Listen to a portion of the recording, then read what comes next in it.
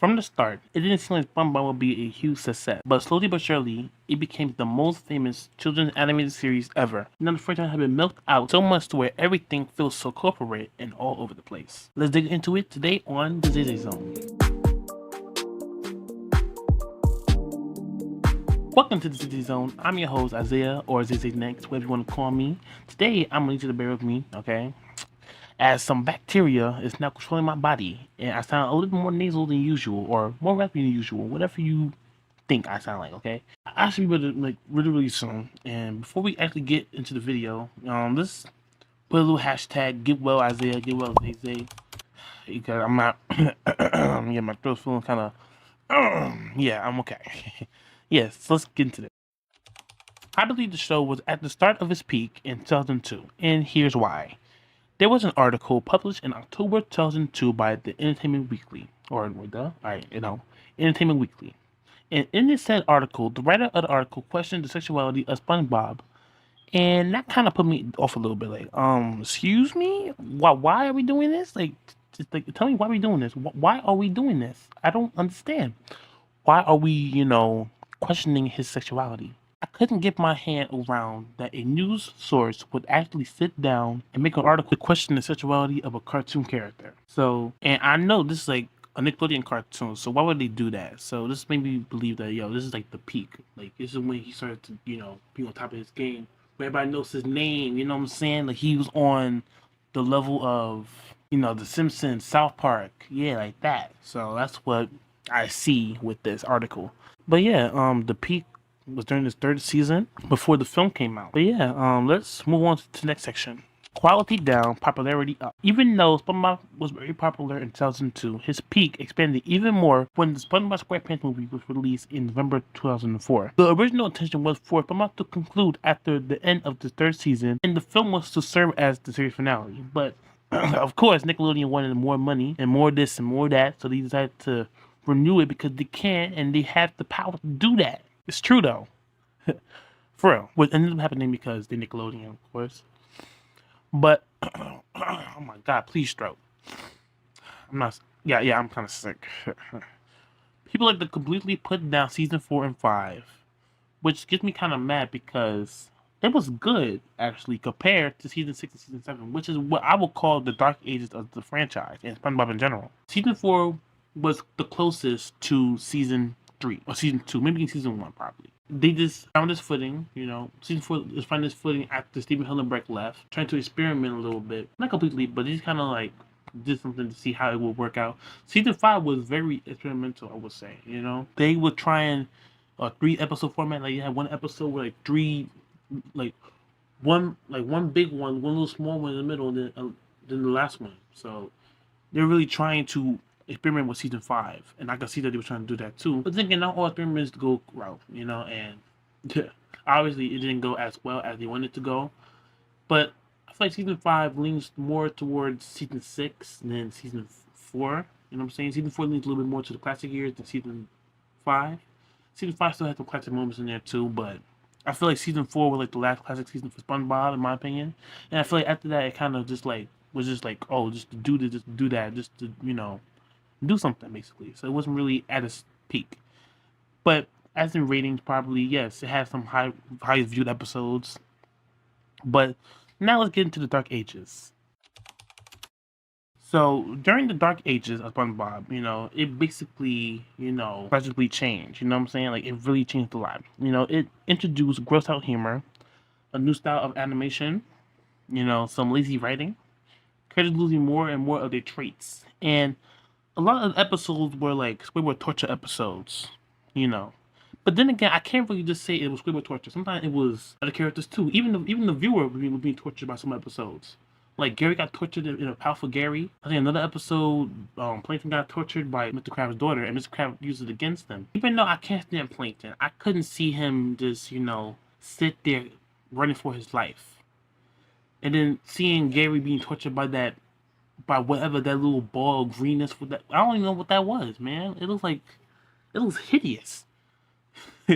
I'm so serious. It looks hideous. And then what was the big old thing? I can't explain how I feel right now, but what were they thinking? And then, but season 6 had the Splinter. You know? Oh my god, that big old splinter, and it kept getting bigger and nastier, and then the toenail. I actually wasn't coughing. I mean, no, I was actually coughing, not throwing up. Okay, but it sounded like I was throwing up. But for real, I could not understand why they did that, man. Like, I don't understand. I understand you are trying to experiment, but most shows get good as time goes on. But then again, a lot of shows also decline in pop in, like, in writing, and I don't know what they were trying to do.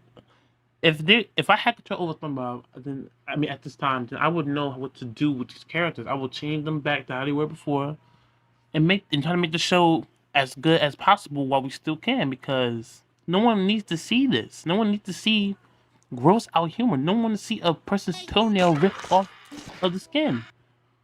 No one wants to see.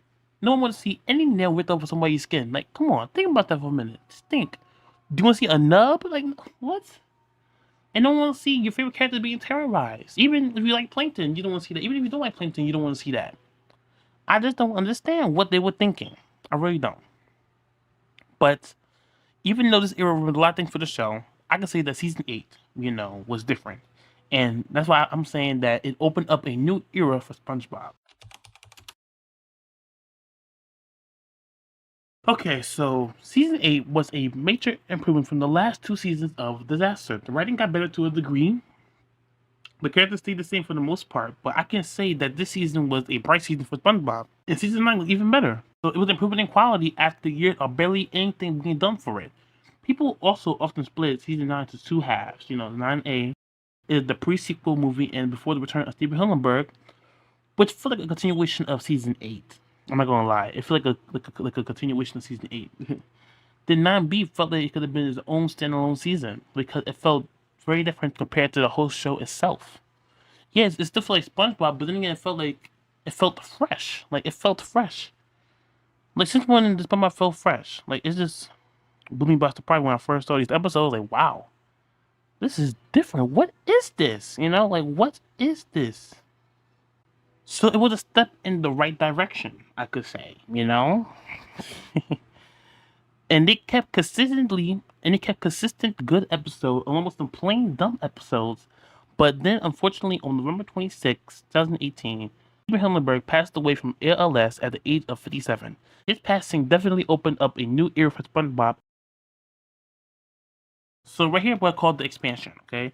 So in February 2019, a SpongeBob prequel series titled Camp Coral was announced to be in development, along with several other ones, such as a, third something with Sandy Cheeks. I don't know. It was something. But I think it came later, like the next year, 2020. I'm not sure, okay? But I heard about it before, and I was like, wow, that's kind of cool, And then 2 years later, the Patrick Star Show ended up happening, and this was met with some controversy as well for the fact people were thinking that it was, not respecting the wishes of Steven Hillenburg, and that's a topic for another day. So yeah, it's sad seeing things you grew up with change.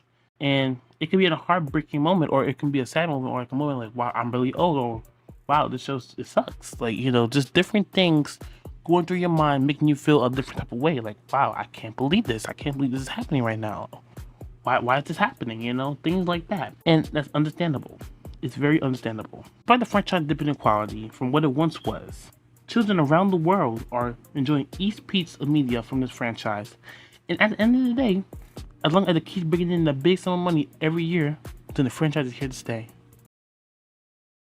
Toy Story is the most iconic franchise under Disney and Pixar, but as years continue to go by and more films under the franchise gets announced, people start getting skeptical because of the quality potentially declining. But why am I talking about this? Well, in case you didn't know, a Toy Story 5 was announced after a lackluster year of original films and remakes from Disney. And people aren't so happy, and it makes sense to milk a franchise for Toy Story. And that's what I'm gonna talk about today. Welcome to the Zay Zay Zone. I'm Isaiah, aka zayzaynicks, and today we are talking about Pixar's biggest franchise, Toy Story. You must live under a rock if you don't know what Toy Story is, but for those who do know these films and love them, should know how important it was to the industry and how iconic it became to children around the world. Before the release of the first Toy Story, it was said to be a groundbreaking film because of the technology used to produce the film. Toy Story was the first feature-length film to be done in computer animation. Toy Story was released on November 22nd, 1995 by Disney and Pixar. It was produced on a budget of $30 million and earned $394.4 million in the box office. The film was a critical and commercial success. Talks of a second film began in December 1995. Like many sequels to hit Disney's films during that time, they were made direct to video, and that was a thought that almost happened. And a lot of the film was uncertain, like if Tom Hanks and Tim Allen would be available and affordable for the film. The story's premise was also a problem. Whether it would be computer animated or hand drawn was also a discussion that he had. After a year of initial development, the sequel was announced by Disney and Pixar on March 12, 1997.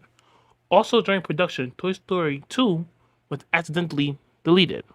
The file server shut down and 90% of the work was deleted. But thankfully, a technical director on maternity leave, Galen Sussman, had most of the film backed up on her home computer, and the film production was back on board. Despite many unhappy people involved in the production, Toy Story 2 ended up being released on November 24th, 1999.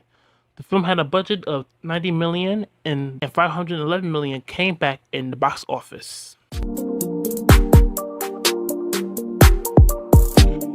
Before we get into Toy Story 3, did you know that there was a mini disagreement between Disney and Pixar back in 2004? In the initial deal with Disney and Pixar, it was said that Disney owns and controls all of the characters in Pixar films, and that means that they could make spin-offs without Pixar's approval. And Pixar refused to work on Toy Story 3, which caused Disney to produce the new Toy Story film, the newly opened computer animation division called Circle 7 Animation. But the Circle 7 version of the film, which also had a script ready, never ended up happening.